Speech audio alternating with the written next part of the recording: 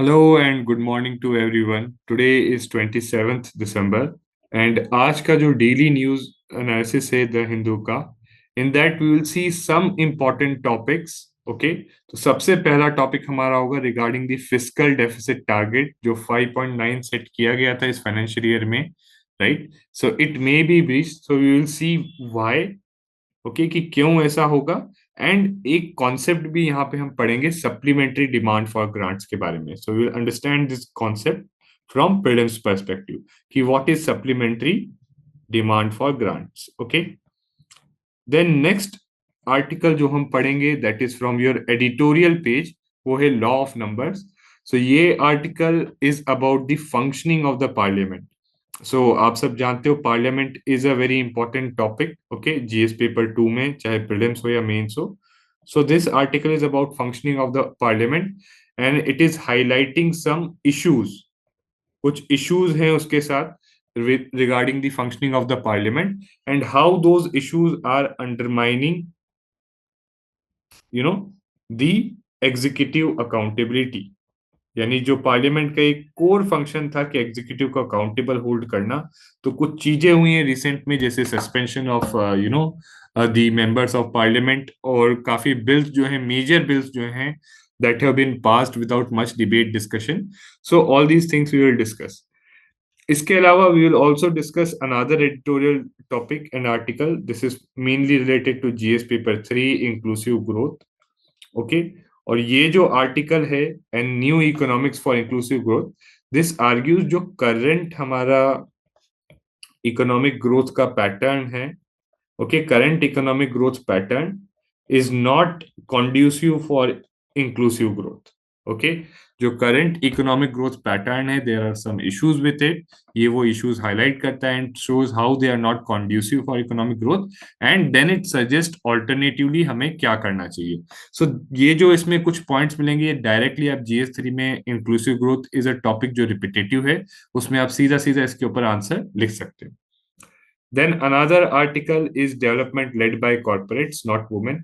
So इस article में कुछ अच्छा डेटा दिया गया है रिगार्डिंग कि क्या जो है इश्यूज हैं वुमेन के with respect to development, particularly उनका पार्टिसिपेशन इन लेबर वर्कफोर्स रहे या गवर्नमेंट की स्पेंडिंग उनके रिगार्डिंग रहे। तो उसके ऊपर काफी अच्छा डेटा के थ्रू शो किया गया है कि जो ऑब्जेक्टिव्स हैं वुमेन डेवलपमेंट के, वुमेन लेड डेवलपमेंट के, that are not being achieved.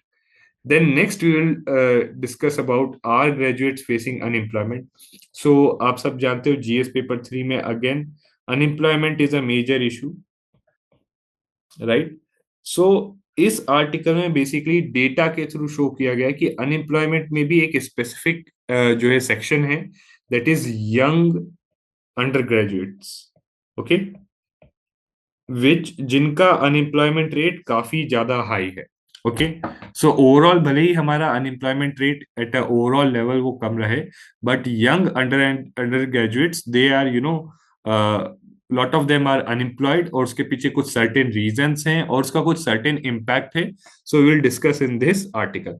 इसके अलावा हम एडिटोरियल के कुछ और जो आर्टिकल्स आए थे हमारे, we will also try to see them. Okay, so सबसे पहला आर्टिकल है हमारा फिस्कल डेफिसिट में ब्रीच द 5.9% टारगेट। तो यहाँ पे आप देख सकते हो जो है लास्ट बजट पिछले साल जो प्रेजेंट किया गया था इस साल, उसमें ये जो है ट्रेंड था डेफिसिट को लेके, और टारगेट सेट किया गया था एज पर दी बजट एस्टिमेट कि इस फाइनेंशियल ईयर के लिए it would be 5.9% of your GDP. Okay, so 6.7%, 6.4, 6.4 and then 5.9।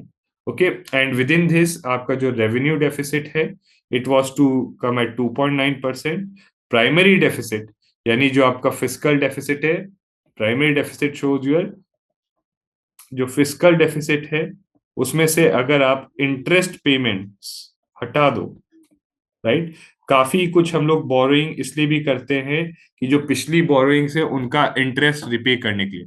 So lot of borrowings we do to repay the interest of the previous borrowing, so that is there.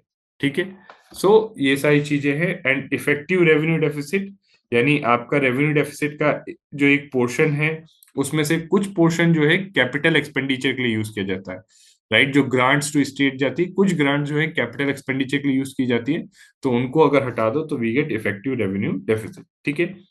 Now ये जो target set out किए थे, ये basically आपके FRBM act होता है, physical responsibility and budget management act.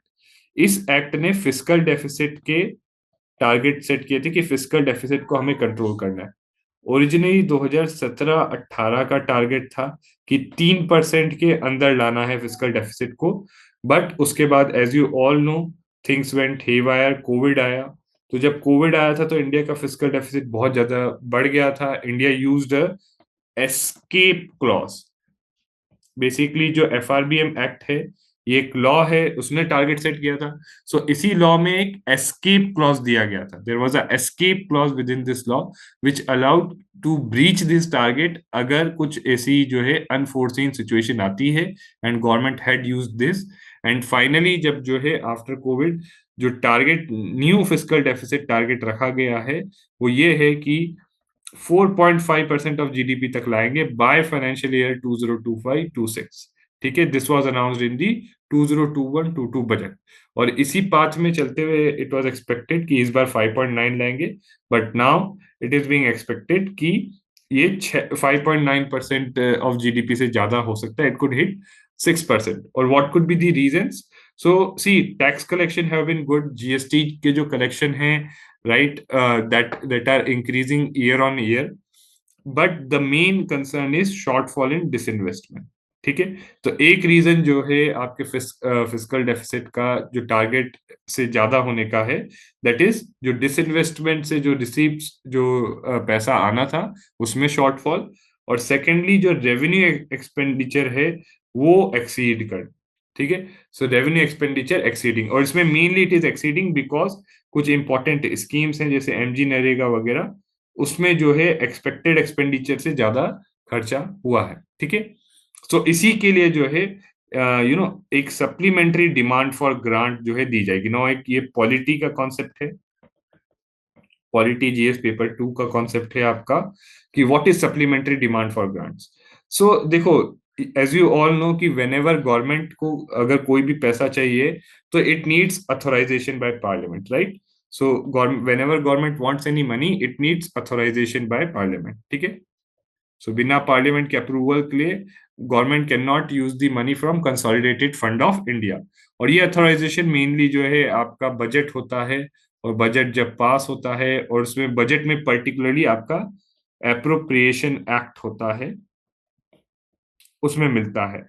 And initially जो expenditure इसमें बोला गया था, अगर उससे ज्यादा हो जाता है, so it is needed when amount authorised in this appropriation act by parliament for a particular service. यानी कोई भी किसी भी काम के लिए गवर्नमेंट ने जो अमाउंट लिया था पार्लियामेंट से इनिशियली जब बजट प्रेजेंट किया था एप्रोप्रिएशन एक्ट पास करा के, उससे that is found to be insufficient, yani that amount is insufficient and more money is needed, so then this grant is presented and passed by the parliament before the end of financial year। Okay, please keep in mind before the end of financial year।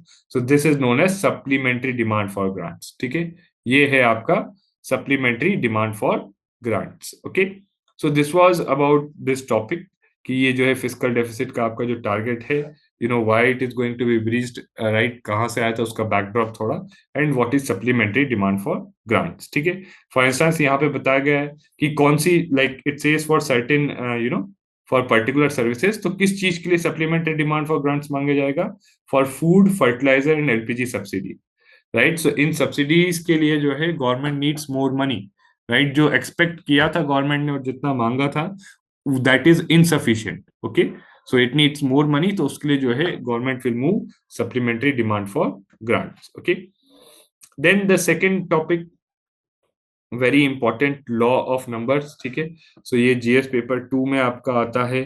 Parliament, parliament is a important chapter from both perspectives, prelims and mains. और जिस हिसाब से the things that are happening regarding the role of the speaker or the chairman of the Rajya Sabha, right, आपको कोई ना कोई एक question तो डेफिनेटली एक्सपेक्टेड रहेगा प्रीलिम्स या मेंस में। ठीक है। Now, there was this recently, the 18-day winter session was, concluded on December 21st, and इसमें सबसे बड़ी बात है कि जो executive was not been able to held accountable, and बहुत सारे जो बिल्स हैं, बहुत सारे मैटर्स थे, which were very important, they were passed without any much of discussion. 146 members of parliament, both in, Lok Sabha and Rajya Sabha, were suspended. ठीक है. Now ये सस्पेंशन का, I hope you know the procedure, process and grounds. ये this is done by, rules of Lok Sabha and Rajya Sabha separately, right. So I think Lok Sabha में जो है rule 370 है, and here it's rule number I think 256. ठीक है, both are similar rules जो उनके presiding officer को पावर देते हैं. So the process of suspension is basically कि पहले प्रिसाइडिंग ऑफिसर नेम करता है किसी भी मेंबर को जो मिसकंडक्ट और एनी, और ही इज डिस्टरप्टिंग बिहेवियर के लिए, ठीक है, इज बीइंग नेम्ड. और उसके बेसिस पे ही अनदर मेंबर जो होता है, अनदर मेंबर, राइट, जो member of parliament normally from ruling party, okay, जो रूलिंग पार्टी के मेंबर होते हैं, they set a motion in the house.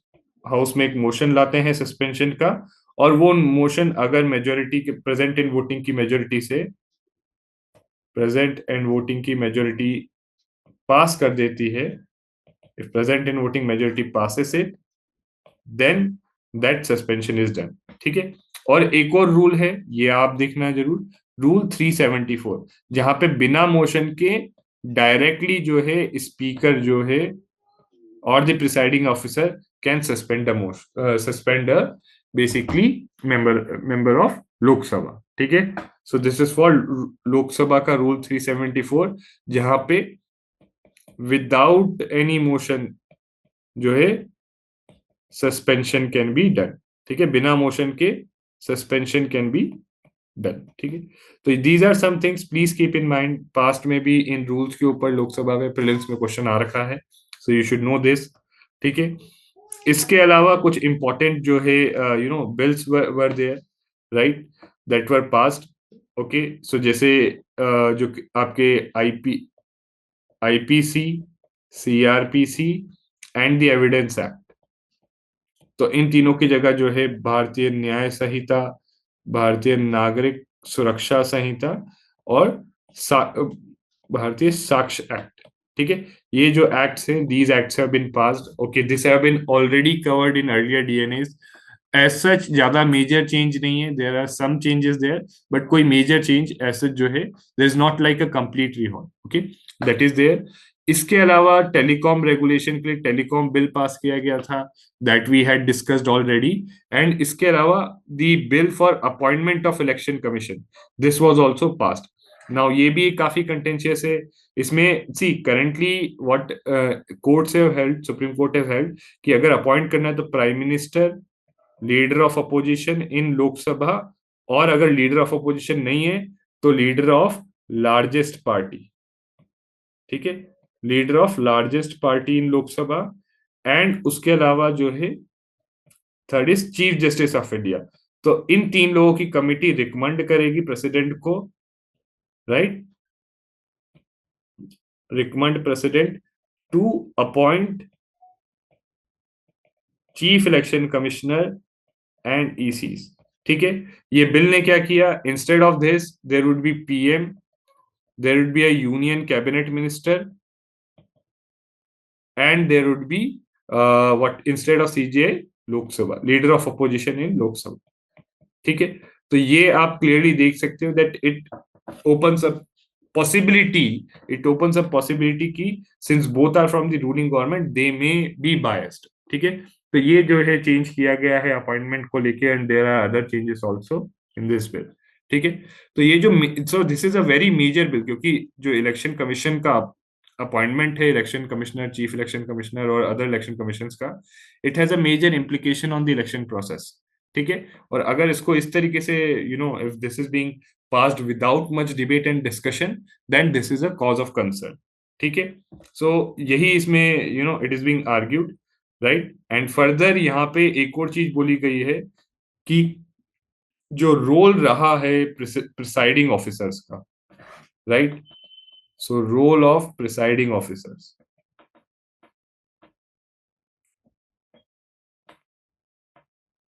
that should be impartial. So that has been put in doubt कि कैसे उन्होंने जो है सस्पेंशन की पावर्स यूज की हैं उसको लेके। सो ओवरऑल तीन मेजर इश्यूज जो है that you need to study in very much detail, जो है आपको अच्छे से डिटेल में पढ़ना है। वन, कि सस्पेंशन को लेके क्या फैक्चुअल थिंग्स है, क्या रूल्स है, which I have highlighted here, 374 for Lok Sabha and 370 for Lok Sabha and 256 for Rajya Sabha. तो procedure I have highlighted. Secondly, role of presiding officer, उसको लेके जो इश्यूज रहे हैं, राइट, नॉट ओनली रिगार्डिंग ये suspension but other issues as well, okay. और उसके अलावा appointment of election commissioner and in general की जो है आपका पार्लियामेंट का जो फंक्शनिंग रहा है उसमें क्या इश्यूज रहे हैं। इनफैक्ट अगर ये बात करें सस्पेंशन की, so the argument behind the suspension was कि अगर सस्पेंड नहीं करेंगे, सो जो सिक्योरिटी ब्रीच को लेके it was argued that the other members were disrupting the parliament, okay, कि पार्लियामेंट को डिसरप्ट करते, फंक्शन नहीं करने देते। तो अगर डिसरप्ट भी करने देते तो भी पार्लियामेंट अच्छे से फंक्शन नहीं कर पाता, बिल्स भी नहीं पास होते, parliament couldn't function, right, and bills wouldn't have been passed. और अगर आप सस्पेंड भी कर देते हो तो इन दैट केस जो है एक तरीके से इट इज बीइंग सेड कि ये जो है प्री मेडिटेटेड है, and this is something where कि डिबेट की बिल्स पास हो जाएंगे but without debate, without any meaningful debate और डिस्कशन, राइट। और अपोजिशन ही नहीं रहेगा, नो अपोजिशन। सो अकाउंटेबल कौन होल्ड करेगा? No opposition, then who will hold executive accountable, okay, ठीक है। So these are things that जैसे जैसे, और इनफैक्ट ये इशू अभी तो फाइनल रिजॉल्व नहीं हुआ है, lot of developments will come up in it ahead, ठीक है। देन नेक्स्ट जो आपका आया है article, a new economics for inclusive growth. So clearly it is highlighted कि जो करंट पैटर्न है, राइट, हमारा इकोनॉमिक ग्रोथ का, there is a mismatch, right, between skills, jobs and incomes in of the people, कि लोगों के पास जो skills हैं और जो जॉब्स आ रहे हैं और जॉब्स में जो इनकम है, देयर इज अ मिसमैच, ठीक है। On one hand we have high paying jobs, high skill jobs, but बहुत सारे लोगों के लिए वो जॉब्स नहीं है और बहुत कम लोगों के पास वो स्किल्स है। बट जो जॉब्स जिसमें a little bit of skill is required, right, और जिसके थ्रू जो है फार्म एग्रीकल्चर सेक्टर से लोग मूव आउट करके मैन्युफैक्चरिंग सेक्टर में मूव कर सकते हैं, वो जॉब्स कम है। और इसके पीछे सीधा सीधा रीजन है कि India has leapfrogged manufacturing. Leapfrogged manufacturing मतलब, सी बेसिकली किसी भी इकोनॉमी में एक होता है structural transformation, okay, structural transformation. So normally क्या होता है, सी नॉर्मली ये होता है कि एग्रीकल्चर सेक्टर का पहले जो है जीडीपी में percentage share in GDP and percentage share in employment initially high होता है, ठीक है। बट फिर वो शिफ्ट होता है मैन्युफैक्चरिंग या इंडस्ट्री पे, इंडस्ट्री और मैन्युफैक्चरिंग सेक्टर पे, ओके।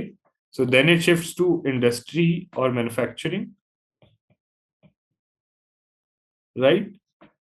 और फिर जो है ये यहाँ पे शिफ्ट होगा and then it would shift to services sector. But India के कॉन्टेक्स्ट में क्या हुआ है, what has happened in India context, India सीधा एग्रीकल्चर से सर्विस सेक्टर पे जंप कर गया। इंडिया का manufacturing sector after 1990s stagnant रहा है एट, इसका जो कंट्रीब्यूशन जीडीपी में रहा है कहीं ना कहीं 16 to 17% रहा है ऑफ जीडीपी। ये स्टेगनेंट रहा है, ज्यादा कुछ बढ़ा नहीं। So it's around somewhere around 16 to 17% of GDP, right. और ये क्यों हुआ है, why has it happened? This has happened because of the focus of the policies. इसके पीछे क्लियरली बताया कि इंडिया ने जो है इन्वेस्ट किया था world class institutions of science and technology, software industry जो है इंडिया की डेवलप हुई, राइट। सो जो भी पैटर्न ऑफ ग्रोथ रहा है ये जो जिस बेसिस पे इंडिया ने जो है सर्विस, इंडिया का पैटर्न ऑफ ग्रोथ अगर देखें तो सर्विस लेड ग्रोथ हो गया है मेनली ये, क्योंकि सर्विस सेक्टर जो है आपका, service sector it accounts for more than 50% of GDP. ठीक है, it accounts for more than 50% of GDP. ठीक है, दैट इज देयर। और हाई एंड स्किल्स की रिक्वायरमेंट है, बट इनफ जॉब्स नहीं क्रिएट किए। तो while service sector accounts for 50% of GDP, but आपका एग्रीकल्चर सेक्टर, राइट, जो 14% ऑफ जीडीपी के लिए अकाउंट करता है, इसमें एम्प्लॉयमेंट 44% है। ओके, यानी अ portion of the economy, agriculture sector जो बहुत कम कंट्रीब्यूट कर रहा है, उसमें एम्प्लॉयमेंट 44% है। And this shows the issue कि ये जो ग्रोथ पैटर्न है सर्विस सेक्टर का, is because service sector is not that employment intensive. Agriculture sector और labour sector they are employ, जो है manufacturing sector, they are labour intensive. So what it is suggesting कि ये जो चीज है, this is a cause of concern, right. और therefore it is also said कि अगर हमें चाहिए कि लोग शिफ्ट हो, एग्री हमारा जो है इकोनॉमिक ग्रोथ हो, people should shift from agriculture to manufacturing. ठीक है, एंड दिस इज बिकॉज कि कोई भी नई स्किल लर्न करनी है so that they can get a new job and increase their income. So they can not ऐसा नहीं कर सकते कि एकदम ऑल ऑफ अ सडन एक मेजर लीप ले सकें। People can not all of a sudden take a major leap. जो भी नया चीज वो सीखेंगे, it must be close enough to the capabilities for him to take the leap from one to another and then continue to, so it should be a gradual process. But अगर आप सीधा agriculture से सीधा service sector में jump कर रहे हो, so then that is something where lot of people cannot learn the skills for service sector, और उसके कारण उनको जो है सर्विस सेक्टर में अप्रोप्रिएट जॉब नहीं मिलेगा। पहला चीज ये। और दूसरी चीज ये है कि further it is asked about कि अगर जॉब्स उनके हैबिटेशन जहां वो रह रहे हैं उसके पास हो, so that would be further beneficial. So therefore जो इकोनॉमिक ग्रोथ का पैटर्न होना चाहिए वो क्या होना चाहिए कि एडजेसेंसीज इन वर्क, यानी अगर 44% एग्रीकल्चर में एम्प्लॉयड है, तो एग्रीकल्चर से ही क्लोजली रिलेटेड स्किल्स जो है एप्लीकेबल रहती है, वो रहती है मैन्युफैक्चरिंग या इंडस्ट्री सेक्टर में। तो हमें फोकस इंडस्ट्री सेक्टर में पर्टिकुलरली लेबर इंटेंसिव इंडस्ट्रीज पे करना चाहिए, पहला चीज।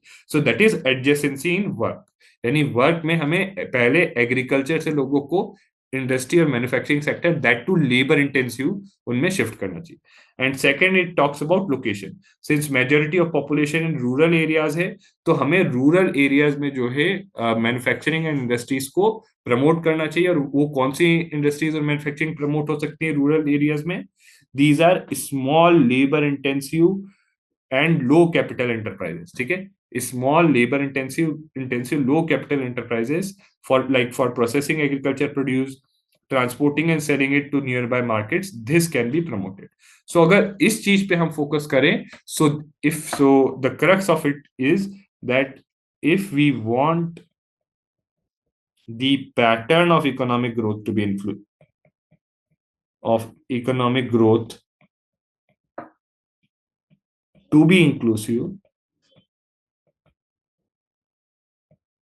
then we need to focus on focus on labor intensive manufacturing sector और लेबर इंटेंसिव इंडस्ट्रीज को प्रमोट करने पे, right, we need to focus on that. Secondly, we need to focus on rural areas, हमें जो भी jobs create करने हैं वो रूरल एरियाज में क्रिएट करें। And third, we need to focus on the small scale manufacture. ठीक है, small scale industries, not the large big industries, but the small scale industries with which have low capital requirement and are labor intensive. Okay, so this is what the crux of the article is कि ये करना चाहिए हमें, right? Further, so on this lines the pattern of economic growth must be changed. Current pattern क्या है?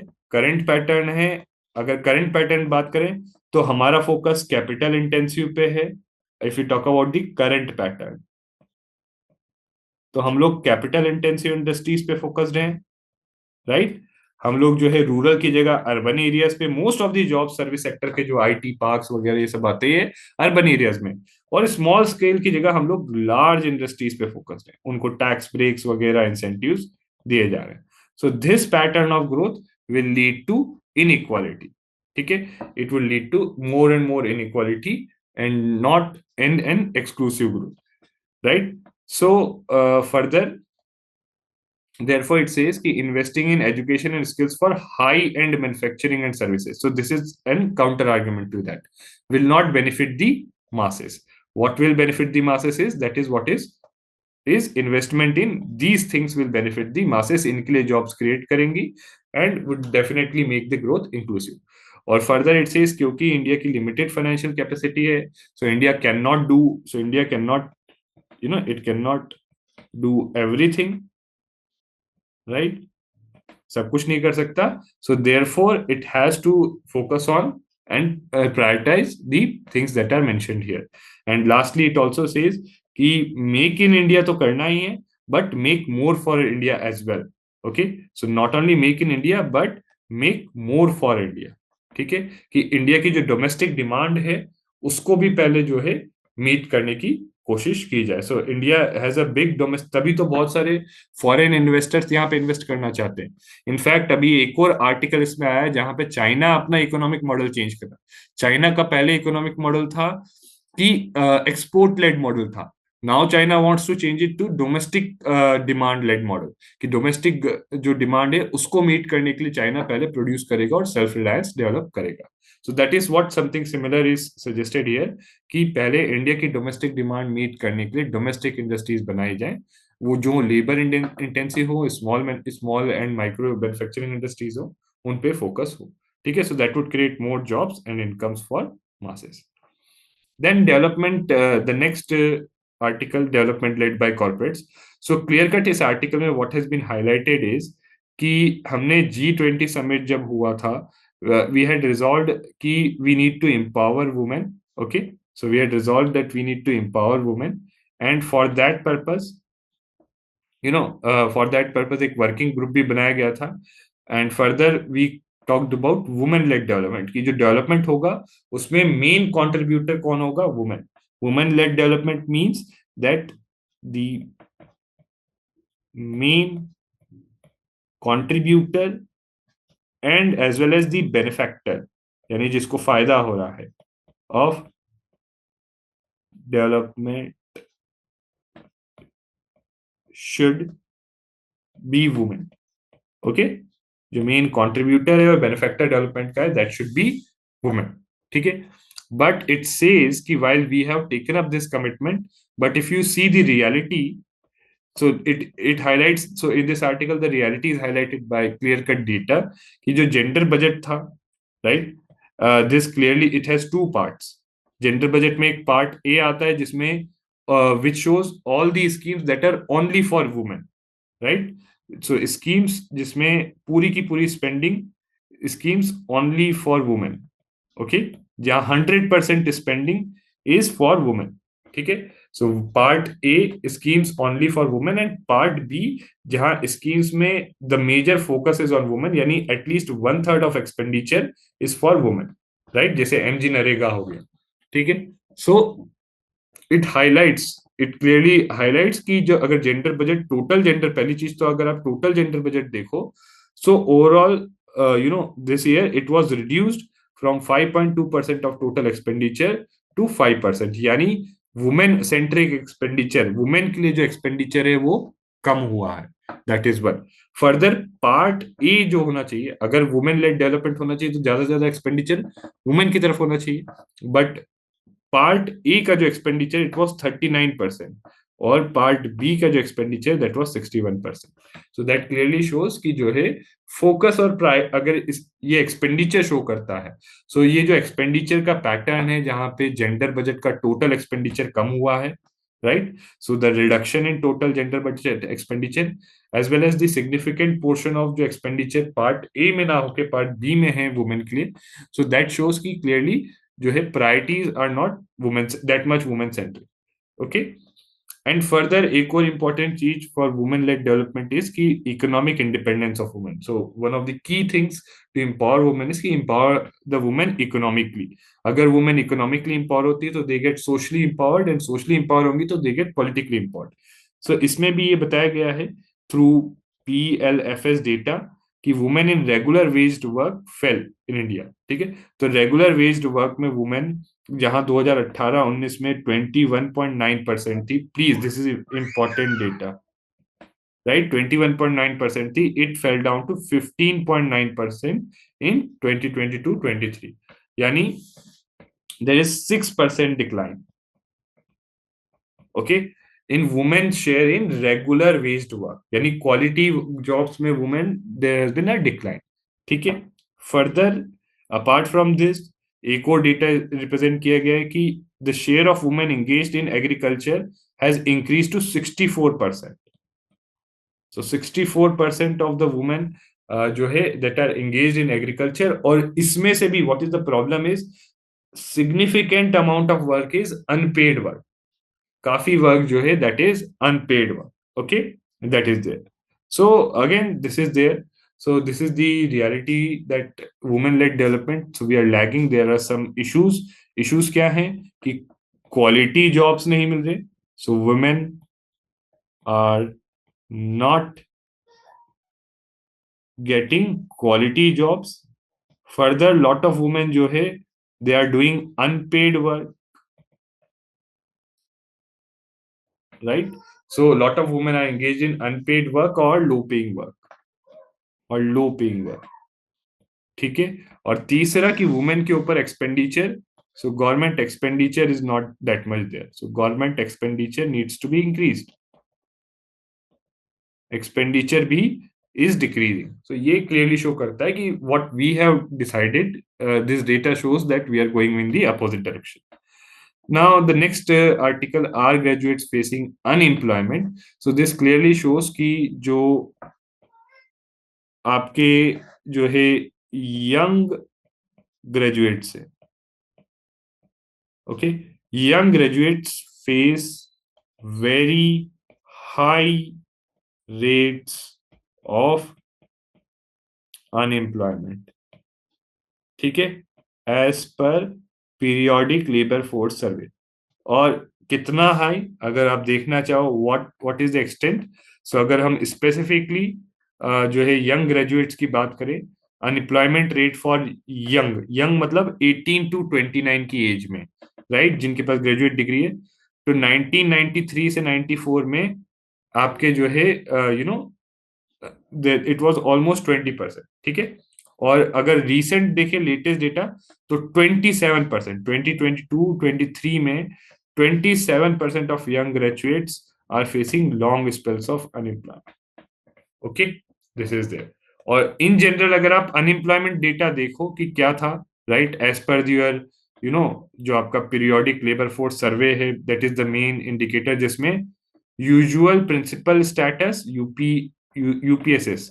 तो it combines. तो एक बार ये भी देख लो what is UPSS. So UPSS is a way to measure activity, economic activity status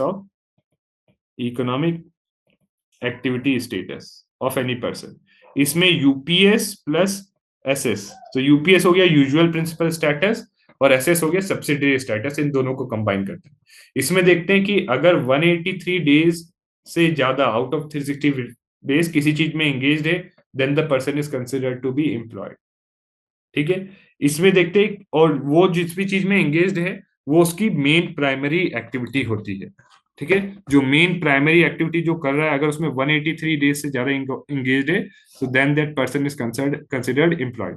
और इसमें 30 डेज का जो है पीरियड लेते हैं कि 30 डेज आउट ऑफ 365 डेज अगर कहीं भी एंगेज्ड है कोई सब्सिडरी साइड एक्टिविटीज में, okay, then that is also considered to be a part of employment. तो ये इन दोनों को यूपीएसएस इन दोनों को कंबाइन करके डिटरमाइन करता है कि कौन एम्प्लॉयड है कौन अनएम्प्लॉयड है. Okay, that is there. So again यहाँ पे हमने देखा कि जो यंग ग्रेजुएट्स हैं, यानी जो आपके 18 टू 29 ईयर्स की एज में जो ग्रेजुएट्स हैं, उनका जो है अनएम्प्लॉयमेंट रेट जो है 27% है। कि जो टोटल है 100 अगर यंग ग्रेजुएट्स होंगे तो 27 लोग जो हैं they are facing long spells of unemployment. ठीक है, बट अगेन ओवरऑल अगर आप देखो अनएम्प्लॉयमेंट रेट इज 3.1।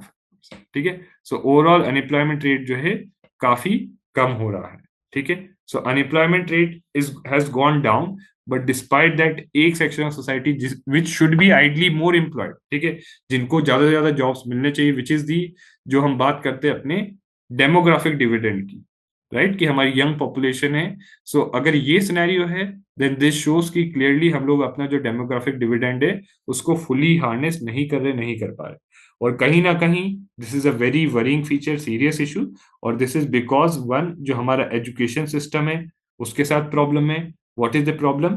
कि it is not able to impart the requisite skills for the jobs. And second, हमारी इकोनॉमी का जो ऊपर ऊपर हमने पढ़ा ग्रोथ पैटर्न के साथ प्रॉब्लम है कि it is not able to generate enough job. So these are the two reasons.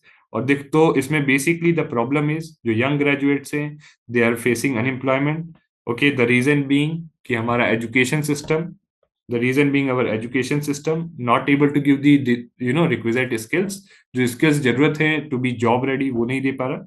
और दूसरा, हमारी इकोनॉमी sufficient jobs नहीं क्रिएट कर पा रही। और इसका इम्पैक्ट क्या है? इसका इम्पैक्ट ये है कि जो हमारा डेमोग्राफिक डिविडेंड है हम उसका फुल बेनिफिट नहीं ले पा रहे। ठीक है, so apart from this, so this is overall our all the articles we have to cover। but इसके अलावा एक PLI स्कीम पे भी इकोनॉमी से पेपर में there was a little bit of news, right, कि working on PLI 2.0 for steel sector, and PLI has attracted over 95,000 crore till September। so this is a very, so PLI is one of the key schemes। so ऊपर हमने कहा था ना कि manufacturing sector को promote करना है। so it is a key scheme to promote manufacturing sector, to promote manufacturing sector, economic growth and create employment। ठीक है, एंड इस स्कीम में होता क्या है कि गवर्नमेंट गिव्स इंसेंटिव्स। ठीक है, so government gives financial incentives to companies जो इंडिया में गुड्स मैन्युफैक्चर करते हैं। ठीक है, जो इंडिया में अगर कोई भी कंपनी गुड्स मैन्युफैक्चर कर रही होगी in certain sectors, so government will give them incentive. ये जो इंसेंटिव है किस बेसिस पे मिलते हैं? कि अगर they do the incremental sales, यानी there is a base level of sale, अगर उससे ज्यादा वो करते हैं तो जो इंक्रीमेंटल सेल की है उसका एक परसेंटेज उनको they get as an incentive, right. So it works by offering companies a percentage of their incremental sales as incentive. ठीक है, और ये अलग अलग इंडस्ट्रीज के लिए अलग होता है। जैसे मोबाइल फोन्स के मैन्युफैक्चरिंग के लिए इट्स 4% ऑन इंक्रीमेंटल सेल्स। ठीक है, so this is an important scheme. जो 14 सेक्टर्स इस स्कीम के अंदर है वो है mobile phone, electronic components, pharmaceutical, automobiles, textiles, food processing, advanced chemistry, cell battery, medical devices, white goods, speciality steel, green hydrogen, drone components, high efficiency solar PV modules and telecom networking products. तो ये सारी चीजें जो हैं fall करती हैं। So this was more और less about all the की आर्टिकल्स। इसके अलावा there is one more article जो विच आई वुड सजेस्ट कि आपको रेफर करना चाहिए इज दिस। आप एक बार just it is see as such इसमें कुछ स्पेसिफिक नहीं दिया, but it gives a good overview. So it gives a good overview of things. ठीक है, इस आर्टिकल में क्लियरली बताया गया है आउटलुक फॉर 22 की फ्यूचर में क्या हो सकता है, व्हाट इज 2024 के ईयर में क्या हो सकता है। So it has clearly highlighted कि जो है war in Ukraine, then there is US presidential election, right. तो ये दोनों चीजें जो है अनसर्टेनिटी बढ़ाती हैं। एंड क्योंकि प्रेसिडेंशियल इलेक्शन है यूएस में, इट में ये जो वॉर है यूक्रेन का, इट में एग्रेवेट दिस वॉर फर्दर। इसको जो है आइदर साइड्स में attempt to get may take desperate measures। then Middle East में जो है आपका हमास का जो अनप्रोवोक्ड असॉल्ट हुआ था इसराइल पे, following Israel's war on Gaza to basically on against Hamas. So वो भी that is another situation. And already इसमें जो है Iran, Russia, China and are extending support to other nations across West Asia. तो एक तरफ आपका यूएस है, so this is leading to what we know as polarisation, कि इस इशू पे भी जो है जो चल रहा है इसराइल और जो है फिलिस्तीन का इशू, इस पे भी पोलराइजेशन हो रहा है। यूक्रेन वाले इशू पे भी इसके कारण भी पोलराइजेशन हो रहा है, और ये पोलराइजेशन सेम लाइंस पे हो रहा है। एक तरफ वेस्ट है जिसको यूएस हेड कर रहा है, और एक तरफ रशिया है। Okay, right. यहाँ पे एक तरफ आपका वेस्ट है, यूएस है, और एक तरफ यहाँ पे आपकी जो है अरब कंट्रीज हैं और वेस्ट एशियन कंट्रीज हैं, including mainly Iran and again Russia and China. ठीक है। इंडिया में भी it says there is uncertainty, क्योंकि इलेक्शन होगा। So election, when election happens, so definitely there are certain uncertainties. If you talk about China, so says कि China won't do anything major, right. China और India का जो relation है it would go as it is, because एक China और जो China का जो है what we say, we don't see any improvement. कोई चाइना और इंडिया के रिलेशन में इंप्रूवमेंट नहीं दिखता, बिकॉज चाइना का एक परसेप्शन बन गया है कि India is a part of US dominated anti China alliance. Okay, that is there, and US तो ओपनली इज सेइंग कि it wants to basically whatever steps it is taking, it wants to basically control China, because US जो है अपनी जो US की अभी dominance है global, the only challenge, its main challenge it sees is from China. Okay, then China की economy, this has been in news, another article has been on there that it continues to decline, और इसलिए China major economic changes कर रहा है। Okay, that is there, right. इसके अलावा India के relations फिर, क्योंकि रशिया और चाइना के रिलेशंस बेटर हो रहे हैं, so it is leading to weakening of Russia India ties.